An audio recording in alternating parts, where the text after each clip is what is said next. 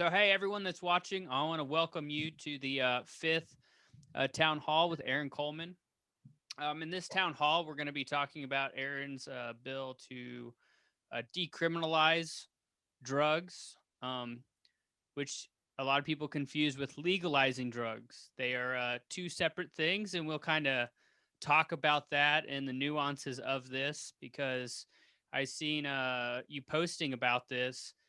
Everyone was like, or not everyone, I shouldn't say it's a little hyperbolic, but a vast majority of people were like, we can't legalize drugs, blah, blah, blah. And so I guess starting off with that, can you kind of explain like a brief overview kind of what this bill does?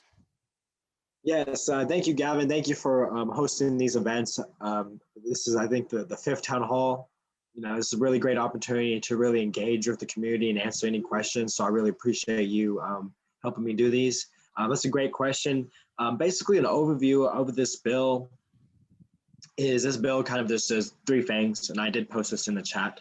Number one, it reduces simple possession from a felony to $100 fine. So because I get questions like, so what is simple possession? In what cases will somebody get the $100 fine and not be considered distribution? So for cannabis, possession is under 25 grams. So if you have less than 25 grams of cannabis, you will get a $100 fine. And what we see with these drug crimes, cannabis arrests make up more arrests than all the other drug crimes combined.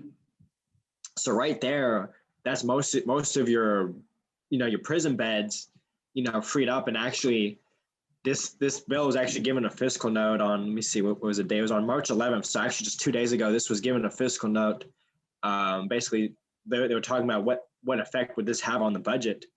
And essentially, if this law passes, it would free up 400 prison beds in 2022, and by 2031, it would free up 1,000 beds in prisons. And this would, starting in 2022, this would save the state of Kansas $3.5 million. So you have the savings right there, just like straight cash that you're saving on the budget. But also we're talking about redistributing those police resources so they can focus on real crimes. Because what the police want to do, like if something's a misdemeanor, or in this case it's $100 civil fine, they're not going to really focus on that. Police want to focus on felonies because that's what they're incentivized to focus on. But when you make drug crimes like cannabis possession a felony, then police just focus all those resources on that because it's a felony. But I want police focusing on, I want them focusing on like violent felonies, because we got so many, especially in Wyandotte County, we always hear about, some child that goes missing, nobody ever hears about him again, or what about all these unsolved murders in Wyandotte County? That's what I want the police to be focusing on. So I think this is, it's a gift two ways. Number one, police can focus on real crimes, and then you're going to save $3.5 million a year starting off, and that number I think is going to grow as you get closer to the end of the decade. Nice. No, very nice. No, and that all makes sense. So I guess so this would not legalize people to be able to have cannabis or, let's say, methamphetamines or heroin. It's just, now actually in the bill, if they're caught with anything besides cannabis, they would be subjected to going to rehabilitation, correct? Instead of jail time. Whereas, Yes, if you get caught with meth or heroin or some hard drug, you're basically, thrown in jail. You might be able to post bond, but at some point you're going to have to go to court, and then you're probably going to end up in jail unless, I don't know, unless you work out a deal, I'm sure. Yeah. But for the most part, you're going to go to jail. And even if it's enough distribution, you would obviously probably go to prison. So, what happens if, I guess, someone got, let's say someone got caught with, a bunch of meth. what would happen to them? Since that isn't cannabis, which I know you said cannabis for the most part is just, it would just be a straight civil fine for that. What legal action would happen to those people? Getting caught with hard drugs. Yes, I just want to clarify on the cannabis. If they're caught with over 25 grams, that would still be a felony. For over 25 grams of cannabis. But actually, this bill decriminalizes all simple possession. So technically, the line where it comes to hard drugs, because for cannabis, 25 grams is considered distribution. When it comes to hard drugs, 3.5 grams, which is an eighth of an ounce. Yeah. Anything over that is considered distribution. So if you have 4 grams of any hard drug, that's going to be an automatic felony, and that's the similar process to what we have now. But if you have less than 3.5 grams of a hard drug, then we're going to say, okay, you have less than 3.5 grams, you're a small time user. That's not really enough to really sell. So we're going to slap you with a $100 fine and refer you to drug rehab. But the difference is what happens if, say, I'm like, well, I don't want to go to rehab, or let's say if I say, okay, but then I don't go to rehab because of X, Y, and Z. For whatever reason, I don't go to rehab, or whoever is in that situation doesn't actually go to rehab. What happens if they refuse it, or I guess violate the agreement to do that with the courts? Yeah, that's a very good question. Now, this bill would make failure to comply with a drug treatment program an unclassified misdemeanor, punishable by up to 5 days in jail, a fine not to exceed $250, and a term of probation not to exceed 6 months. Very nice. So then if you violate your probation, I mean, it's just like anything else, you would just continue through the system, but at least you're giving... but this is giving people the opportunity, because this is before they even have an opportunity to go to jail, they would have to slip up 3 times. The first time is when they're caught with the hard drugs the first time. The second time is when they, they got referred to drug treatment, refused to do it, and then we slapped them with this unclassified misdemeanor for failure to comply with drug treatment. And then they messed up the third time is because they messed up their probation, because we tried to really help them because they were refusing to get off the drugs. I mean, but even, it's up to the judge. Even if they do mess up their probation, the judge doesn't always just send them to jail. That is a possibility. If you have 3 months left on your probation, you could just go to jail for 3 months. Yeah. Which, if they're doing hard drugs, maybe they just need to be in jail for 3 months, so at least they're off the drugs. But the judge can always just say, sobriety, basically. Yeah, forced sobriety, and and hopefully it doesn't have to get to that. Hopefully they people just follow the drug treatment. And even because this is a concern I always get is, what about if people don't want to go through the state's drug treatment program because they have some sort of issue with the state's drug treatment program? I actually left the decision up to the district attorney or the city or the prosecutor, whoever's prosecuting the case. Mm-hmm. They can either refer people to the state's drug treatment program, or if there's another drug treatment program in that community, the district attorney or the prosecutor can also refer them to that. So it's not necessarily always going to be the state's drug treatment program. The district attorney can also, or the prosecutor can refer them to a similar program in the community. No, definitely. I know there's a lot of, like in Topeka, I know the WyCo, they offer, drug treatment classes that you can go through instead of, going to, I guess, I don't know what the state issue or sanctioned ones would be there, but yeah, no, I actually really like that. So just to recap, this is not making it legal to distribute drugs. But if I could talk, excuse me.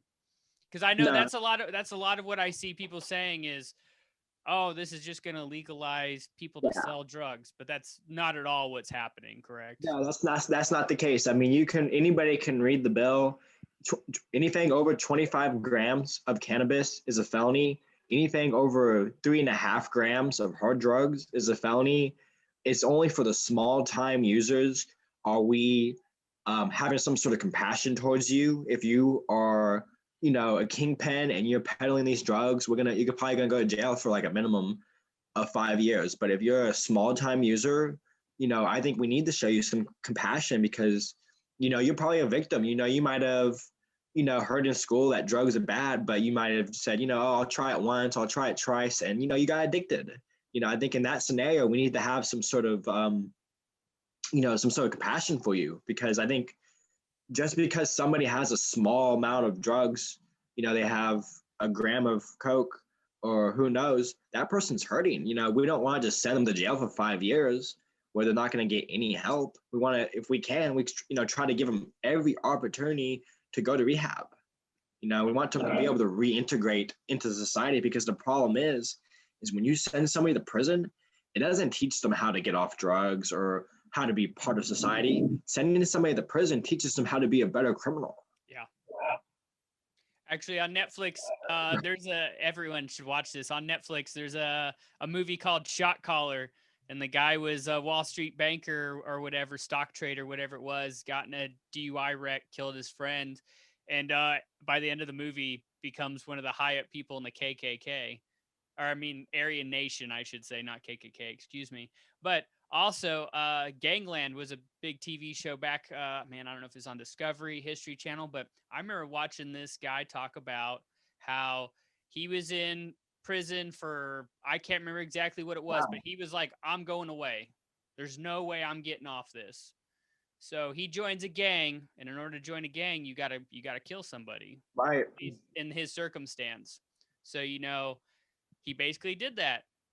And, they found out that he was the one who killed this guy. And so he got a second charge in prison for murdering this guy. Well, he comes up to court on his first charge, gets acquitted, completely beats it.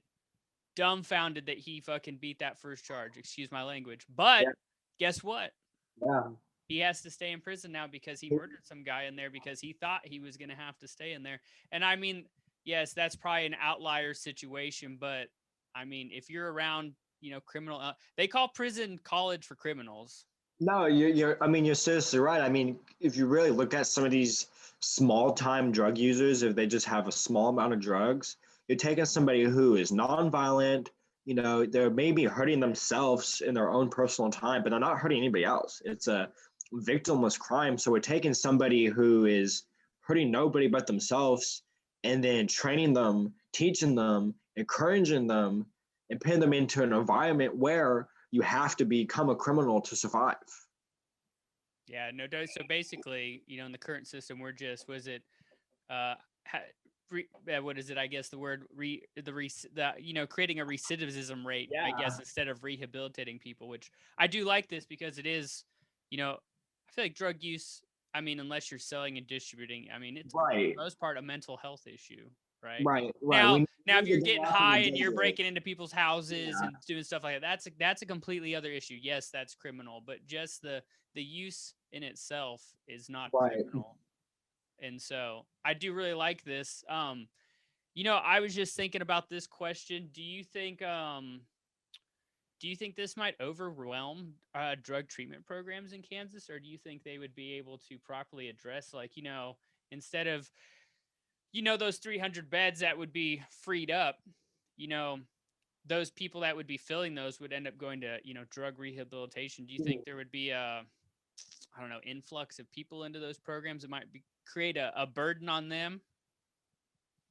Well, those 400 beds that would be freed up, like I said, the majority of arrests for drug crimes are cannabis. Even if you combined all drug arrests combined, cannabis is still the number one. I got you. Under this bill, if you are caught with a small amount, under 25 grams of cannabis, you are not referred to drug treatment, because I don't believe cannabis use is an addiction problem. I think cannabis use is more of just, a lifestyle. So I think we would have to put more resources into mental health. We'd have to put more resources into job training. We'd have to put more resources into rehab centers. But at the same time, this bill just starting off, just in 2022, if we pass this, that's just next year, this would save the state $3.5 million. That's a lot of money. $3.5 million. That's a lot of money. We could reinvest that money into job training programs, into rehab programs, into mental health support. And when you have all of that built up, this net to really catch people, we might even eliminate some of this drug addiction, because I think a lot of these people who resort to drugs have some sort of underlying mental problem, which they're trying to self treat, because they haven't been officially diagnosed, and they're trying to self treat their problem. Yeah, definitely. So when we decriminalize drugs, and then we empty the prisons of all the cannabis offenders, and we save $3.5 million, we can use that money to invest into the community. Oh, definitely. I like that. So I guess my next question is this bill I know this has been submitted, obviously, correct? Yes. Because it's on the website. So, I mean, I know you said you have two bills that won't be, is it submitted or completed till next year? So is this one kind of like, I guess, quote unquote, on the books? Like, can people reach out to, like, who would be, if people agree with this bill, who should they reach out to get this bill is currently in the Committee on Corrections and Juvenile Justice. So you can just go to the Kansas Legislature page, which I think you linked up at the beginning of the chat. Yeah, actually, yes. I think in the beginning of the chat, click on the link to the bill, and you'll have to go down to where it says bill history and click on refer to Committee on Corrections and Juvenile Justice. Click on that. Take you to the page for the committee. And then on the right side of the committee page, you can see all the representatives who are on that committee. I believe it is too late for them to have a hearing on this bill this year. Yes. But I would reach out to these people and encourage them to have a hearing on this bill next year, because this is an important issue. We need to address some of these problems, and just by sending people to prison and pretending they don't exist and trying to forget about them, that doesn't fix the problem. We need to really address the problem. No, definitely. It's just I don't know, continuing the status quo of creating, I don't know, giving money to prisons and using our police force in I feel like ineffective ways. If they're all worried about marijuana is the same charge as some other hard drug, and it's easier to find and more people do it because it's really it's small potatoes, honestly. Like smoking a joint and smoking meth is like two different things. Yeah, so, but one's to the police, a felony is a felony. So exactly. really, we're treating cannabis like it's murder, because the police don't care. They have a quota for this many felony arrests, a month. Why, if the police have to solve this many felony cases, why don't they just solve a bunch of felony cannabis cases and don't even worry about investigating murders or anything? So I think we need to. So I mean, that's the problem I see, and people always talk about drug distribution and drug manufacturing. You know how you eliminate drug dealers is by helping people who are addicted to drugs not be addicted to those drugs, because as soon as there's nobody addicted, there's no demand. If there's no demand, there's no supply. So you have to eliminate the demand by helping people get off the drugs, and then the drug dealers will just go out of business because they have nobody to sell to. They have no more victims. No, well, according to Dare, they'll just give it to you for free. I'm just kidding. So yeah, no, I really like this bill. I think it has some, good qualities to it. I see that someone asked if you have any co-signers for this, which I don't believe there are there any co-signers for this bill? No, there's no co-signers on this bill. I mean, I've asked, I asked a bunch of people if they want to co-sign it, but I think, especially with my election, I think a lot of people are realizing that these Kansas Democrats, they might call themselves Democrats, but they're more, well, let me say they should just call themselves Republican light, because, that's what they are. Unfortunately, I'm trying my hardest to push the Democratic Party to the left, but I would realistically, I would like to see full recreational tax and regulate cannabis, but the Democratic Party doesn't even go as far as I go on cannabis. If you go to the Kansas Democrats Party official website, as far as they go is medical cannabis. So yeah. Which I find it funny that they want to use taxes for medical cannabis, so they want to tax sick people to fund healthcare for other sick people. Yeah. I feel like it's a little convoluted. Not to say that the merit isn't there, maybe, but well, it just I seems. think people are realizing being a moderate is an extreme position. Yeah. You know, people try to say I'm radical. No, if you want to look at some of these issues, putting people in jail for drug addiction is radical. Denying people health care is radical. You know, the list goes down. Denying people tuition-free college is radical. You know, forcing people to live in poverty is radical. But that's the, you know, Democratic Party is opposed to all of those things. Yeah. No, definitely. So unfortunately, no, there's no co-sponsors, but I'm hoping, you know, I'm hoping with my election, I'm hoping next year in 2022 at the next election, I won't be the only Bernie-crat / AOC progressive in Kansas.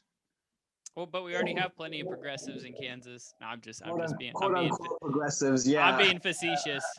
Yeah. I kind of, not to get off subject, but that's why I kind of hate using the progressive, because now everyone just, even in Washington D.C., the progressive caucus is full of just old guard Democrats. So anyways, well then, so I guess, Aaron, we can kind of wrap this up. I was curious. So if people like this bill, you know, I guess they can go to the bill's webpage and look at the committee and see who's all on that. But is there anyone else they could reach out to tell them that, you know, they should support this bill, like their representative or anything of that nature? If you could contact as many state senators, you know, state representatives as you can, and let them know, you know, how you feel on this issue and, you know, issues similar to this. But, you know, if there's ever like a bill that you're really passionate about, in this case, you know, it's HB 2288. If you really want to see HB 2288 passed, I would go straight to the Corrections and Juvenile Justice Committee and go to everybody on that committee, email them, phone call them, you know, get a hold of them until they get you a response. You know, you might not necessarily agree with the response. They might say, "Oh, I'm opposed to this bill," but you should continue to contact them until they give you the response. Yeah. No, they owe you a response for where they stand on this issue. And if they're opposed to this issue, then we know in 2022 who the primary or who to run against. So it's important to have these conversations and get our representatives to go on the record, either in favor or against this proposal. Definitely. Well, hey, Aaron, I think that's I think we did a good job of talking about that bill. Let me just do a quick overview of the comments to see if anyone has a question. Yes. I have seen a lot of comments, but a lot of them are, you know, basically agreeing with what you're saying. I agree with what you're saying. You know, and, you know, slightly off topic, but I am totally agreeing with you on, you know, full recreational, because I feel like if it was properly regulated and taxed, you know, it would take money away from the black market, and it would be a lot safer for people because it's regulated. You can, you know, quality check, you know, product that people are ingesting, which I feel like, you know, is kind of paramount. You know, I seen you post on Twitter about, you know, the mercury in tuna fish. kind of the same thing, you know, like people shouldn't be ingesting, you know, harmful substances. I mean, you could argue cannabis is a harmful substance, but, you know, mercury is much more harmful substance than I think smoking cannabis, if you know what I mean. So definitely. Yeah, I mean, another thing I would just say about the, you know, recreational cannabis is you have to realize to put somebody in private prison for 1 year is $50,000, and that's a low estimate. I've heard estimates higher than that, but let's just assume lowball it, $50,000 a year to put somebody in prison. You have to realize in Wyandotte County, KCK Community College it's $10,000 a year to get a 2-year degree. So for the price of putting somebody in private prison for 1 year, we can give 5 students in KCK a 2-year degree. So how many beds did you say that your bill would free up? Well, just by decriminalizing, not even legalizing it, Yeah. but just by decriminalizing it, this would free up, by the end of 2022, it would free up 400 beds, and by the end of 2031, it'd free up 1,000 beds. And this is if you go to the HB in the link HB 2288, you can click on the fiscal note. I don't create the fiscal note. This is an independent body. So if you think I'm fluffing the numbers just to make myself look good, no, I don't write the fiscal note. This is, honestly, I think those numbers might be low. I think freeing up 1,000 beds might be a low number, but this is the number that they have provided. So you said 300 beds, and let's say it's $50,000 a bed. I just did the numbers. That's $15 million. Well, that's what I'm saying, and their estimate is $3.5 million. They're like fudging the numbers because they don't want the progressive policy to look good. I mean, now let's say, let's just say 100 of those are hard drug users that, wouldn't get taken out. Even 200 times, and the low estimate of 50,000, it's still $10 million. How many people could we send to community college for that? Or, or tech school? Yeah. Yeah. The whole state of Kansas could go to trade school, learn to be a plumber, a nurse, a welder. Yeah. Any trade school, I know even at community college, you can become a certified chef, a sous chef. KCK Community College has a great culinary program. Nice. Yeah, no. But, once you really kind of break the numbers down, it's kind of silly they don't do it. The war on drugs has failed. I would say another way, I really hate to do this. Well, I guess I don't hate to do this, but if you don't want to reach out to these people, another way you could really help me right now is if you could send $3 or $5 over to my my political campaign. That would help out a lot, because right now what I'm trying to do is I've already sent out a physical newsletter into everybody's mailbox at the beginning of the year, but I'm out of money. I don't got any more money to reach out to the people in my community. What I would like to do is, when we wrap up session, at the end of session, I would like to send out a second newsletter. This is going to cost about $3,000. I don't have $3,000. I mean, I got like $1,000. I need to raise another $2,000 for me to send a newsletter to everybody in Turner, KCK, and Wyandotte County who lives in my district, and let them know about these progressive issues.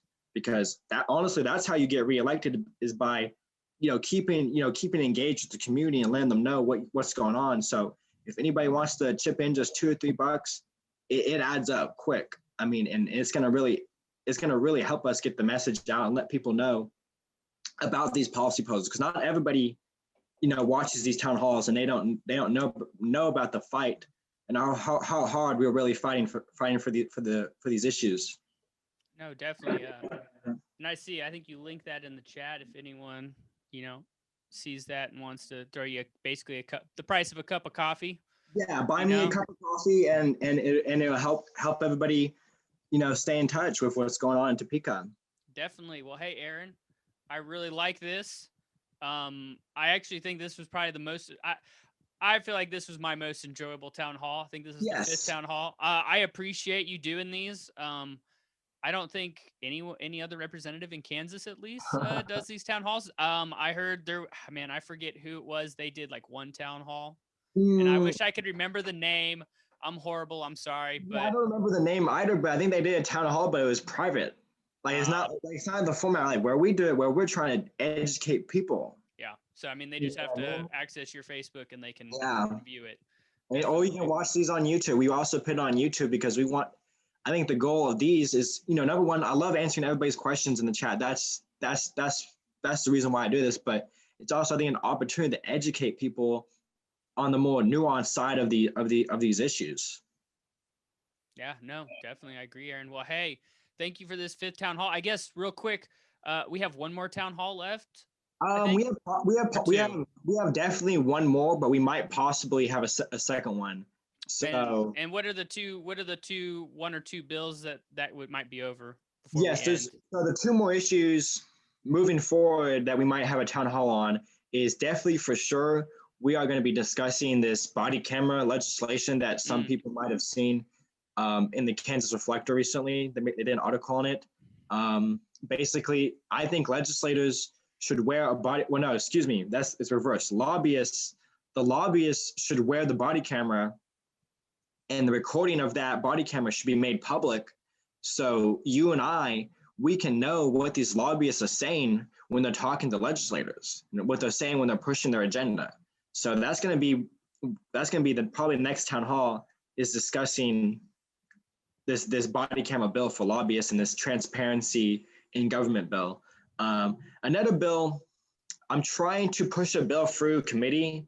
So this bill won't. It's kind of like those two transportation bills I did that didn't have my name on it. Yeah. So I did in committee. I'm thinking about doing a bill in the tax committee, and this is going to be a bill targeted towards disabled veterans, and essentially saying if you're a disabled veteran, we're going to give you a reduction on property tax, because what we see with disabled veterans is a lot of times they struggle working outside of the home. I mean, that's why they're disabled, I guess. Yeah, they're on a fixed income. And I just think, veterans have fought for us, and now it's time to fight for them. And I think, especially when we're in the middle of an economic implosion, this is an economic crisis. I don't want ever increasing property taxes to be the reason why a disabled veteran lost a home. Yeah, no, I watched the UG meeting on Thursday. It was at 7:00. They're usually on Thursdays at 7:00 for the fall executive session. And there was two people who went on there, and they're basically talking about being on fixed income and would hope that the county doesn't, increase property tax and things like that nature, because that's where they kind of get hit the hardest, because people on fixed incomes usually budget out their money. And when, their taxes are arbitrarily increased because, the city wants more money. Yes. And I know when I first bought my house, they inflated the prices, and people were like, "Oh, can I sell my house for that price?" And they're like, "Well, no, not technically. You can't really get that much money at your house." And like, "Well, why is my value going up if?" Well, the reason is because they want to charge you more in your property tax. It's interesting that you bring that up, is because I actually just voted yes on a bill last week that would stop that. Oh, really? Nice. Yeah. No, I was very happy to vote yes on that tax bill. What we voted on in the Kansas House is basically saying if the city or the county or whoever, if they increase the valuation of your house, they can't increase the property tax with it, because that's always been a loophole. Yeah. It's been a loophole, because if they want to increase the mill levy, they have to have a public hearing and they have to have a public vote. But they never do it. They don't, because there's no point. Why would they increase the mill levy when they can just increase the valuation on your house? They don't have to hold a vote. They don't have to hold a public hearing.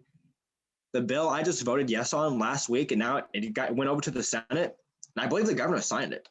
I think the governor signed this bill. So moving forward, due to the hard work that we did on the House, because this is a House bill, due to the hard work that we did in the Kansas House, moving forward, Wyandotte County or KCK or wherever you live in Kansas, they cannot simply increase the valuation of your house and increase your property tax. And actually, we actually include in the bill, if they do that, which is illegal in this law, but if they do that, they have to refund the money. I like that. That's very interesting. Well, that's good to know, man. I appreciate you voting yes on that. I didn't realize that was a bill. It's so crazy. When I was knocking doors, like if the person was retired or disabled, one thing they always brought up with me when I was knocking these doors is property tax. Yep. I'm hoping moving forward that this will really solve the problem with people every single year. Every single year, property taxes goes up because they increase the valuation of your house. But is your house really worth that much? I know when I was knocking doors, I was walking in neighborhoods where you couldn't even sell the house for $50,000, yet the valuation was $110,000. The reason they do that is because they want the tax revenue to go up every year, and they just spend like mad. Since I bought my house, the value, I keep getting a letter, my value's gone up $15,000. Yeah, so that's gonna stop. I mean, they could still increase the valuation, but now moving forward, when the valuation increases, the property tax cannot increase without a public hearing and without a vote. So I think this is giving power back to the people, because we, the people, there's going to be a public hearing where we can speak our mind, and then there's going to be a vote. It's going to go to the ballot box, and we're going to be able to vote. Do we want to vote to increase the mill levy? Because they're not going to have this loophole where they can just increase the valuation. So I was happy to vote yes on that bill, and I'm glad the governor has signed it into law. Nice, very nice. Well, hey, Aaron, I guess I can't wait to get the 6th town hall. I think we'll probably do that 2 weeks from now. Yeah, not this Saturday, but we'll probably shoot for next Saturday. Yeah, so 2 weeks. Nice. And I guess that'll be about the lobbyist body camera bill. Yes. I remember reading that article in the Reflector, and I know some Democrats were not. They weren't very happy about it, but I don't know if you read the article, they were scared. If you have nothing to hide, I don't see why. I mean, you're working in a public capacity, or you're working for the public in a official capacity. Whatever you're saying, right? I don't see a problem, but that's the thing. If you have nothing to hide, why are you scared of transparency in government? I like that. Well, hey, with that, I think I'm going to end it. We went a little over, but I think we had a good town hall. I appreciate everyone who attended. And if you can, so Aaron can send out a mailer to let people who do read those in his community, because I believe you're in Turner, right? Yeah, I'm in Turner. So it's not everyone in Wyandotte necessarily. No, it's not. It's Turner. I'm in Turner, Argentine, Morris, Muncie, and Highland Crest. So yeah, like I was saying earlier, I did put the link in the chat, or you can go to my website and just click on the donut link, but the link is in the chat. If you could just send me $3 or $5 or however much you can afford, it's going to really add up.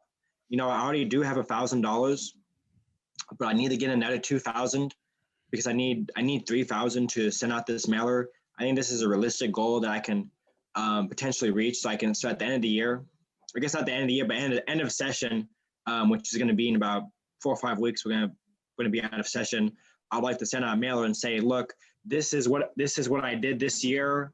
These are the bills I sponsored. This is my voting record of the year, just so I can keep people informed of what's going on. And it'll help out a lot if anybody could chip in a couple bucks. Okay, man. Well, hey, you have a good night. We will see you here in 2 weeks for the 6th town hall. I appreciate everyone who attended, and you guys all have a safe and good Saturday night, okay? Likewise, Gavin. I'll see you in 2 weeks. Have a good one.